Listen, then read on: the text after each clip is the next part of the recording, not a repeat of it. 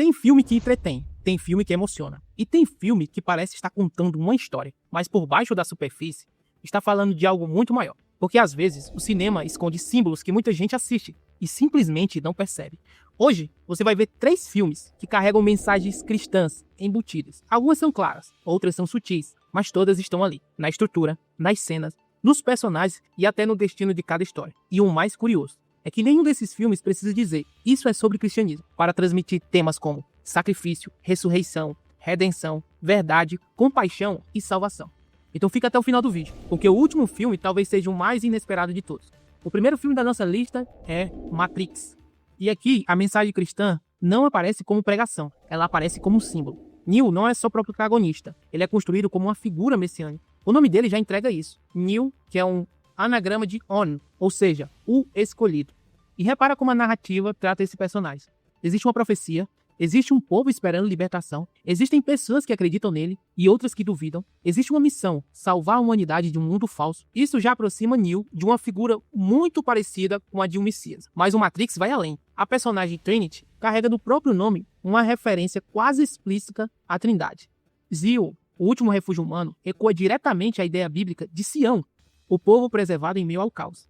E Morpheus funciona quase como um profeta, aquele que reconhece o escolhido antes dos outros e prepara o caminho. Só que o ponto mais forte está no final. Neo morre e depois volta. E quando ele volta, ele não retorna de forma igual. Ele retorna glorificado dentro daquele universo. Agora ele vê a verdade por trás da ilusão. Agora ele vence o sistema que antes parecia invencível. E aqui que Matrix encosta com força em um dos temas mais profundos do cristianismo: morte, ressurreição e exaltação. E existe ainda outra mensagem central: a luta entre a verdade e a ilusão. A escolha entre a pílula azul e a vermelha não é só um recurso de roteiro. Ela é uma representação de decisão espiritual e moral. Continuar vivendo em uma mentira é confortável, ou aceitar viver a verdade, mesmo que ela doa. Isso conversa diretamente com uma ideia muito forte dentro do cristianismo. A libertação começa quando a pessoa abandona o engano. Então Matrix não é exatamente um filme cristão disfarçado, mas ele usa imagens, estrutura, símbolos que lembram muito a lógica de um Salvador prometido, que morre, retorna e chama as pessoas para despertar. Mas se Matrix fala de um escolhido que vence o sistema, o próximo filme mostra ainda algo mais doloroso. O que acontece quando o mundo condena justamente aquilo que deveria reconhecer como justo e santo. Em A Esfera de um Milagre, a mensagem cristã não está escondida no cenário futurista. Ela está no próprio coração da história. John Coffey é constituído como uma figura profundamente cristológica. Ele é inocente no centro moral da narrativa. É manso, é compassivo, cura os outros, absorve a dor alheia e aceita sofrer sem devolver violência. Isso por si só já lembra a imagem de Cristo. Mas o filme faz questão de reforçar ainda mais. Coffey não convence ninguém por discursos. Ele convence por atos. Ele cura Paul. Ele devolve a vida ao rato do Senhor Jingles. Ele cura a esposa do diretor da prisão. E em cada um desses momentos, o filme mostra essa mesma lógica. Não é poder por exibicionismo, é milagre por compaixão. E aqui está uma das chaves mais fortes dessa leitura. Coffey toma para si a dor dos outros. Ele absorve o mal. Ele carrega o sofrimento. Ele coloca no próprio corpo aquilo que estava destruindo a outra pessoa. Isso não é uma cópia literal da teologia cristã, mas simbolicamente é muito próximo da ideia de um inocente que suporta o peso da miséria humana. Só que o filme fica ainda mais pesado quando revela o que realmente importa.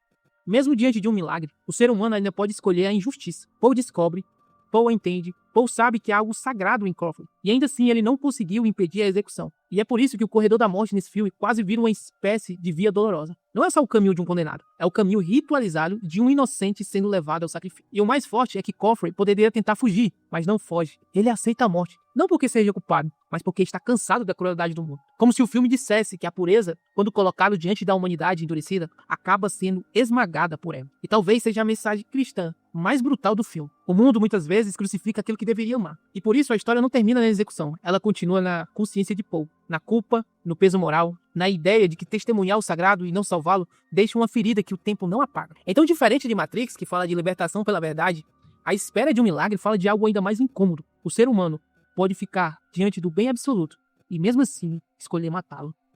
Mas se esse filme mostra a humanidade falhando diante do sagrado, o próximo mostra algo completamente diferente. Como o sagrado pode chegar de forma simples, silenciosa e ser reconhecido pelos pequenos.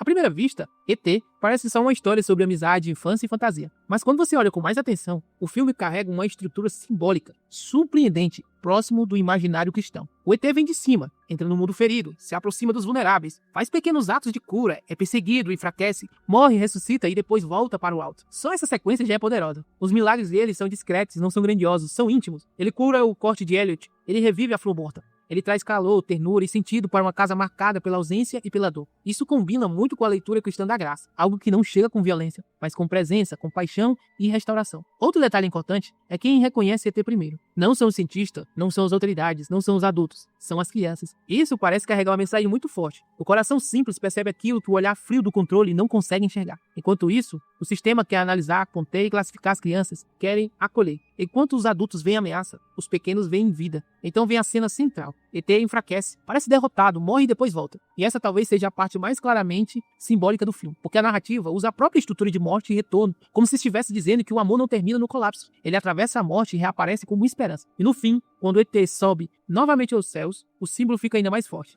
Ele vai embora, mas deixa uma promessa de permanência, como se a presença física partisse, mas algo dele continuasse vivo dentro de quem fosse tocado por ele. É por isso que tanta gente enxerga o ET como uma figura muito próxima de uma figura sagrada. Alguém que vem do alto, cura, sofre, retorna e deixa uma marca interior que permanece mesmo depois da partida. E talvez essa seja a mensagem mais bonita do filme. O amor verdadeiro não desaparece, ele transforma.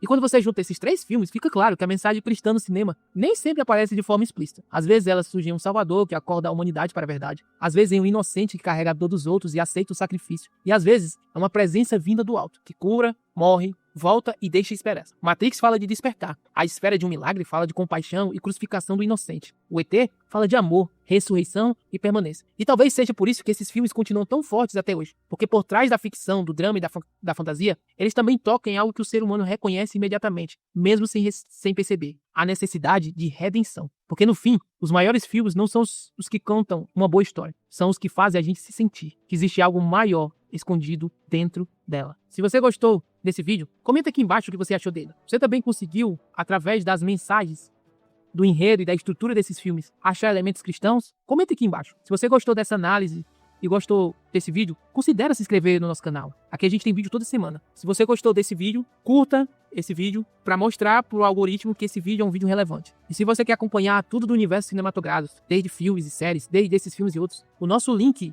do Telegram está aqui embaixo. Ficaremos felizes em receber por lá. O meu muito obrigado e até o próximo vídeo.